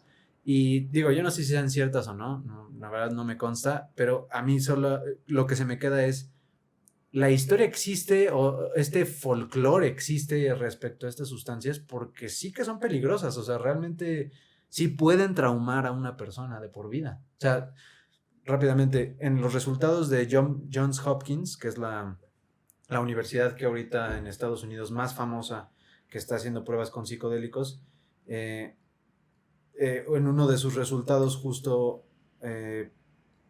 los sujetos que prueban la psilocibina comparan la experiencia que tienen con su consumo con experiencias como la muerte de un ser querido o el nacimiento de un hijo. O sea, estas experiencias sí son de tal magnitud que se vuelven realmente revolucionarias de la vida. Exacto, o sea, realmente la gente las va a recordar hasta que se muera. Entonces, por esa simple razón creo que son de cuidado. Entonces, creo que pues ya para empezar a cerrar este episodio, yo había invitado antes de retomar de este corte a alguno de ustedes si quería compartir alguna experiencia que había tenido con psicodélicos de manera legal. Entre comillas, porque, digo yo, De manera legal, de manera sana, con panecillos, ¿no? Si alguien quería compartir una, porque creo que se puede hablar mucho acerca y se puede leer demasiado, pero, y hay una frase con la que yo quisiera cerrar que dice, si quieres verdaderamente conocer el mundo, tienes que salirte de la biblioteca, ¿no? Entonces, realmente se puede experimentar, pero al final de cuentas yo creo que estamos tan cerca de las primeras personas homínidos que se empezaron a agarrar hongos del pasto, como gente en estudios de laboratorios en John Hopkins agarrando esto. Digo, al final de cuentas hablo de nosotros, ¿no? O sea, y yo hablo de un ideal en el que justo, como había dicho en ese momento, de decir, ok, me gustaría poder agarrar y decirle a mi doctor que me siento así, así, asado, y que el doctor me diga, bueno, te voy a referir con un psiquiatra, y que el psiquiatra me diga, ah, bueno, te voy a referir con un naturista, con un nutriólogo que te hable sobre estas plantas de dioses y te diga, vas a ver esto, te recomiendo esta dosis, te recomiendo que vayas a tal y tal y tal, y tú tengas ese tipo. Pero quisiera saber si tú, por ejemplo, Chema, has tenido algo que quieras compartir. No, no hayas perdido tus piernas, obviamente, No, sino nunca. donde... Nada tan radical. porque llegaste caminando, entonces, si tienes algo que te gustaría compartir. Sí, de hecho, o sea, algo curioso es que una de mis experiencias con psicodélicos, en particular con el LSD, me hizo justo comenzar a investigar esto, porque como muchos otros psiconautas o como muchísimos otros consumidores de algún psicodélico, me fui para atrás. Realmente no sabía qué estaba sucediendo, qué estaba percibiendo, no, sí es cierto que sí te quita como los velos de la percepción, o sea, te hace cambiar tu mundo totalmente. No sabes, digo, también depende de la dosis, ¿no? Y depende también del individuo que lo consume, pero sí me llegó a pasar a mí que en algún momento dije, no sé qué es real. No, fue tan el impacto de la experiencia que dije, bueno, a ver, no debo ser el único que experimentó esto, ¿no? A ver, hay que darle un poco de sentido a la experiencia, qué dice otras personas al respecto. Y entonces lentamente me fui como yendo como dicen los gringos, al rabbit hole. Me fui lo más profundo que pude. Primero pasé por comunidades de internet de gente que tampoco tenía ni idea de lo que había percibido. Me sentí muy identificado con ellos. Pero eventualmente me encontré con Wasson. O sea, justo Wasson, y bueno, les muestro el libro que escribió que se llama El Camino Eleusis, donde trata de explicar cómo estos rituales griegos probablemente involucraban el consumo de un enteógeno o psicodélico. Y me di cuenta que la preparación de filósofo o de alguien que está interesado por las humanidades, como que sí me dio base para interpretar mis experiencias que en un principio no tenían sentido. Y entonces sí empecé como a carburar estas ideas de, bueno, esto fue súper inefable, o sea, no puedo describirlo de ninguna manera. ¿Qué otras experiencias se parecen a esta y dónde las encuentro en la historia? Ah, bueno, pues los místicos, o sea, la gente que funda religiones tiene, se supone, estas visiones y estas experiencias donde se comunica con Dios y no puede describirlo en palabras y de repente utiliza metáforas o parábolas, y entonces lentamente empecé a aprender y dije, bueno, definitivamente la religión tiene algo que ver con esto, porque la forma en la que yo había aprendido a pensar sobre la religión era como una especie de creencia proposicional, vamos a decirlo así, es decir, yo creo esto y esto y esto y esto, ¿no? Como nos enseñan que son los mandamientos, como si la religión dependiera de creer una serie de oraciones. Sí, el trámite burocrático. Exacto, justo volvemos a lo mismo. Y al final, en alguno de los prólogos de uno de estos libros me encontré con una frase que decía, bueno, es que tú no vas a aprender sobre Dios con una homilía. Tú vas a aprender de Dios cuando veas a Dios. Entonces, una vez que veas a Dios, pues cualquier otra interpretación de Dios o cualquier otra homilía no te va a hacer tal vez tanto sentido porque tú ya lo experimentaste. Y entonces creo que también por eso me parecen sustancias muy delicadas, porque sí irrumpen como con el sistema o con no sé cómo llamarle, como el mecanismo, el status quo. El status quo que está instaurado en ese momento, porque si los primeros fundadores de las religiones más primitivas del mundo tuvieron visiones, y la gente ahorita ya puede tener esas visiones consumiendo un psicodélico sintético, entonces ¿para qué necesitamos al middleman? ¿Para qué necesitamos al intermediario entre Dios y yo, si claro, yo ya puedo hablar con Dios, por así decirlo, ¿no? Entonces es una fuerte declaración, o sea, literalmente ese comentario destrozaría totalmente la idea de por qué existe el Papa, tal cual, que es el Papa, el Papa es el puente entre Dios y el hombre. Entonces, ahora, yo lo que te diría rápidamente respecto a esa pregunta es, también creo que es sano que existan intermediarios, porque mucha gente... O sea, te voy a ser muy honesto, creo que mi educación y mi formación como humanista y como filósofo sí me salvó un poco de la locura. Sí, claro, porque no es lo mismo que tú con el conocimiento que tenías. Y tuve que investigar, o sea, al final, aún así, sí, hubo cosas que yo dije, no sé qué estoy percibiendo. Vamos, no sé qué tanto sabías antes de tus primeros viajes o antes de empezar a consumir estas cosas que ya sabías antes y que empezaste justo a empezar a hacer en contraste, ¿no? Con lo que ya sabías. Es que exacto. Si se lo das a una persona que simplemente estudió toda su vida otra cosa y nunca supo realmente esto y todo el tiempo le dijeron que esto era algo del diablo, pues, ¿qué interpretaciones le va a dar? Exacto, ¿no? Y eso, y un poco a lo que quiero llegar con esto es, justo una sustancia, pues, no es ni buena ni mala, en realidad depende del uso que le des. Entonces, también de repente soy muy escéptico con estas posturas que dicen, es que hay que darle a todos los políticos LSD y psilocibina para que sean más amorosos y aprendan a empatizar.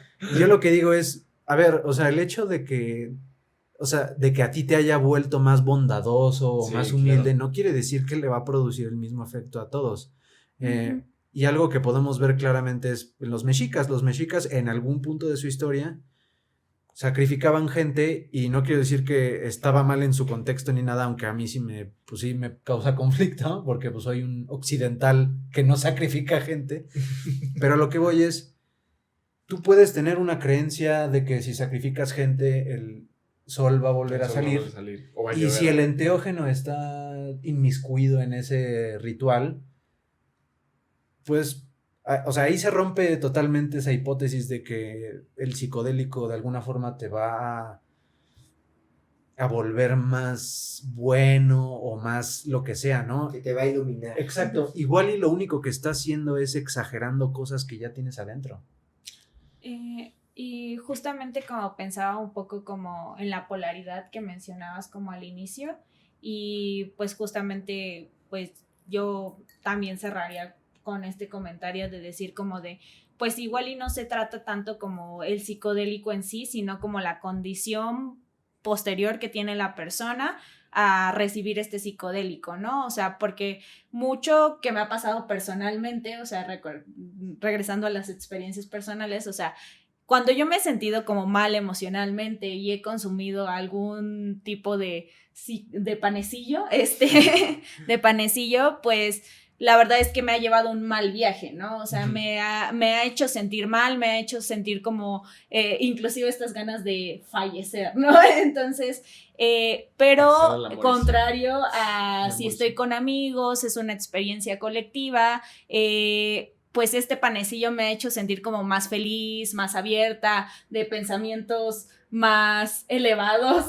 Entonces, pues yo diría sí que tiene que ver mucho como con la predisposición de la persona y cómo se siente anímicamente la persona, totalmente, cómo se siente físicamente y químicamente la persona, ¿no? O sea, hay como toda esa predisposición. Evidentemente, porque creo que ahorita que acabas de decir una palabra clave para mí, es que a mí me ha pasado todo lo contrario. Las veces que he consumido un panecillo en eventos colectivos donde hay mucha gente, al contrario, me siento abrumado, me siento estresado, me siento en un estado de muchísima ansiedad, en donde no quiero hacer otra cosa más que estar solo. Y cuando he estado yo completamente solo, así aquí en esta que es su casa, completamente solo, y he consumido un panecillo, he sentido una paz increíblemente inmensa, ¿no? Entonces, lo que para ti te ocasiona una paranoia, a mí me ocasiona paz, y viceversa, ¿no? O sea, realmente en eventos colectivos, siempre que hay panecillos es de no, por favor, no, ni siquiera me lo acerques porque me voy a sentir horrible. Y si estoy solo y tengo el panecillo, es como de estoy a punto de sentir la mejor experiencia en toda mi vida. Así que para todas las personas que nos están viendo, escuchando en todas las plataformas en las que estamos disponibles, yo sí quisiera recomendar que no, que no se lo tomen a la ligera, que precisamente yo creo de manera casi sostengo de que sí hay religiones, hay pensamientos, hay libros, hay muchas ideas que se han basado en este tipo de cosas. Entonces realmente no se trata nada más de agarrar y decir, ay, voy a sentirme chistoso nada más por una hora, ¿no? Entonces, pues bueno, esa es con la frase con la que yo cierro, comenzando un poco a ya pasar a cerrar este episodio del día de hoy. Y recomendar cosas. Y a las recomendaciones del día de hoy. Chema, te habíamos platicado antes de que empezara que podías recomendar cualquier cosa. Hay gente que ha recomendado literalmente tomar agua, otros recomiendan libros, películas, lugares, eventos. ¿Qué tienes para recomendarle a todas las personas que te están viendo? No tiene que estar ligado con el tema, cabe aclarar, lo que sea. Preferiblemente. Sí, pero no te sientas obligado a que tenga que estar ligado. Una vez yo recomendé una película que no era de la Segunda Guerra y ahí hablamos de la Segunda Guerra, así que... Pues como recomendación, bueno, no sé, me gustaría recomendar dos cosas. Una es un libro, El Camino a Eleusis, es El Camino a Eleusis, una solución al enigma de los misterios. Estoy viendo que lo traes, si quieres enseñarlo. Escrito por Gordon Wasson, Albert Hoffman y Carl A.P. Rock, publicado por el Fondo de Cultura Económica. Cosa curiosa, este libro cuando salió en los 70s se publicó en Estados Unidos, creo que también en Europa y en México un poco después, pero en Estados Unidos no causó nada. O sea, cuando se publicó la gente lo ignoró. Todavía había mucha prohibición, entonces por eso también pues no sonó realmente. Sí, básicamente lo ponían al lado de la Biblia satánica, exacto, ¿no? O sea... exacto, y creo que es un trabajo académico muy, muy completo, tiene muchísima investigación. De hecho si no es de los primeros, tal vez es uno de los primeros libros donde hay una colaboración interdisciplinaria respecto a este tema, porque Gordon Wasson pues es un antropólogo amateur, pero Albert Hoffman es un químico experimentado, y Carl A.P. Rock, que es un tipo del que no hablamos, pero que también es muy interesante porque Carl Rock le da sustancia, digamos, histórica y filosófica a todo este tema, porque él es un experto en griegos, entonces es un tipo que le dio como mucho cuerpo a la hipótesis principal, y pues bueno, creo que un trabajo magistral. Y bueno, nada más como última recomendación, hay un documental en Netflix con Paul Stamets que se llama El hongo, no sé si ustedes lo han visto. Sí, acá es nuevo. Es medio nuevo. Sí. No es donde son unas entrevistas a famosos y sus No, esa es otra. Esa es una que se llama Buen Viaje. Pero sí, ese es otra. Ese también está interesante. Ese es con el de una serie del creador de The Office, pero no la que... Hay un documental. Hongos mágicos. Hongos mágicos, creo que es algo de hongos fantásticos. Hongos fantásticos, sí. Hongos fantásticos en Netflix. Más allá de las experiencias enteogénicas, este documental trata mucho respecto a la biología que subyace a los hongos. Y digo, si de por sí el tema de los psicodélicos es increíblemente interesante, cuando te metes al tema de la biología de los hongos, empiezas a calibrar la importancia que los hongos han tenido en nuestra evolución como seres humanos y también en la subsistencia del planeta, porque sí, yo no tenía ni idea de que existían redes de hongos Ah, sí, no, y interconectadas en toda la tierra y que se comunicaban con los árboles. Alucinógenos o no, la biología de los hongos es algo que es Fascinante. increíblemente que dices, ¿cómo es Sí, posible el que esto mundo, suceda? todo el Sí, mundo fungi es impresionante. es realmente, y por ejemplo, bueno, yo tuve la fortuna de coincidir con un biólogo en una clase de inglés o algo así, y también era de que en todos los descansos me platicaba acerca de su fascinación que tenía por los hongos, de cómo hizo toda su tesis alrededor. De hecho, creo que podría ser un invitado en futuro, ahora que lo acabo de pensar, porque él es justo un experto en hongos y me dio una plática así, cátedra de como 2 horas acerca de cómo funcionan los hongos. Entonces, Muy interesante. pues bueno, estas son tus recomendaciones. Sí, solo esos dos, el libro de Leucis y El documental. el documental. Yo quería recomendar algo que podría estar un poco relacionado, ¿no? Que es una película, la película de Stanley Kubrick que ya todos conocen, 2001, Odisea del Espacio. Y la otra que es de ciencia ficción también, que es acerca del siguiente tema que vamos a hablar en los próximos 2 episodios, que es sobre la importancia del lenguaje, que es una película de ciencia ficción de un gran director llamado Denis Villeneuve. Estoy hablando obviamente de Arrival o La Llegada, que es acerca de, pues sí, justamente la importancia que tiene el lenguaje, que es otra cosa que podemos platicar por horas, que es al final de cuentas una herramienta en sí, y cómo se utiliza para diferentes cosas, ¿no? Entonces, estas son mis 2 recomendaciones para el día de hoy. Penny, no sé si tienes alguna. Bueno, yo recomiendo mucho como que, como decía, no se trata como de decir hazlo o no hazlo, pero si lo llegan a hacer, sí recomiendo como tener, tal vez no un gurú, pero sí un intermediario que te cuide, o sea, porque a veces experimentar con esto puede llevarte a un mal viaje, un buen viaje, pero justamente, pues sí, siéntanse apoyados si es su primer viaje. Y yo recomiendo eso, y otro que recomiendo es un anime que se llama Banana Fish, y justamente Banana Fish habla un poco del tema de cómo se usaban. Banana Fish se llama justamente porque es una droga que dentro de esta ficción de policíaca de los 70s, se usaba esta droga durante la guerra para que los soldados aguantaran más durante el combate, ¿no? Entonces, pues yo dejo esa recomendación. Aparte, es excelente por donde lo veas, por la gráfica o por la historia. Entonces, pues esa es mi recomendación. Yo voy a hacer 2 recomendaciones que van a ser más en lo general, no tanto en lo particular. Que ya que hablamos de estos panecillos y sus efectos, que lean a escritores de la generación Beatnik, de la generación Beat, llámese Jack Kerouac, William Burroughs, ¿cómo se llama este otro poeta? Aquí lo busqué, Allen Ginsberg, que es otro gran poeta de la generación Beatnik. Lo importante de esta generación es que creo que es el parteaguas del siglo XX, en el que realmente se ve de una manera ya totalmente heterogénea la idea de drogas y juventud. Este fast life, como dicen los estadounidenses, de vivir rápido, ese mundo de drogas, rock and roll, aceleración, creo que esta generación es la que plasma muy bien el concepto que ha llegado a nuestros días, y esa idea que está un poco difícil de divorciar de juventud y panecillos. Entonces, cualquiera de estos escritores de la generación Beatnik.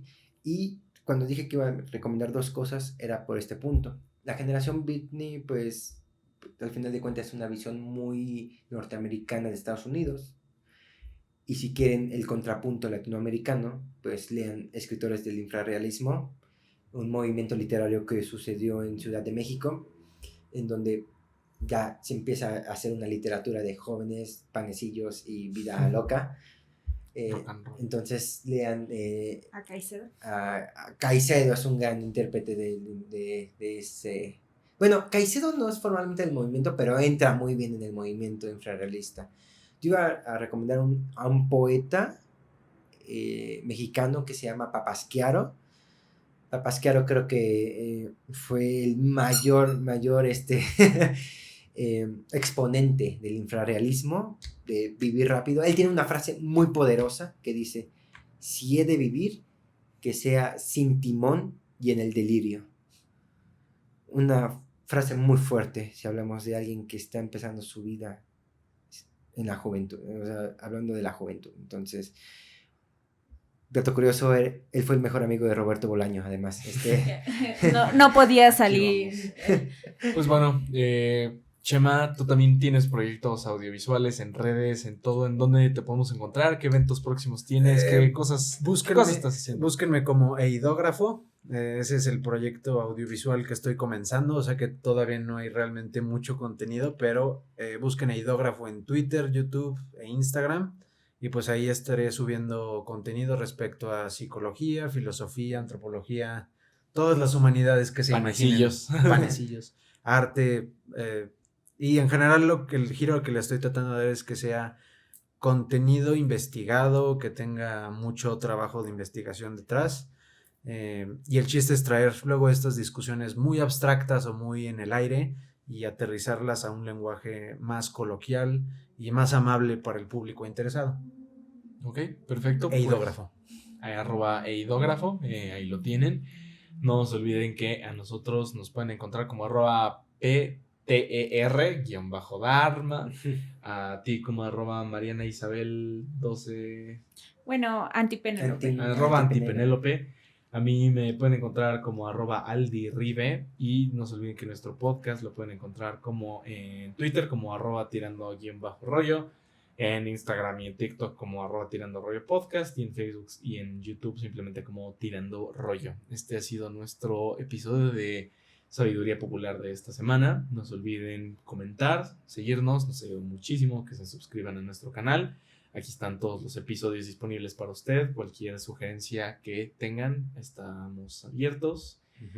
Nos vemos en el próximo episodio. Adiós. You.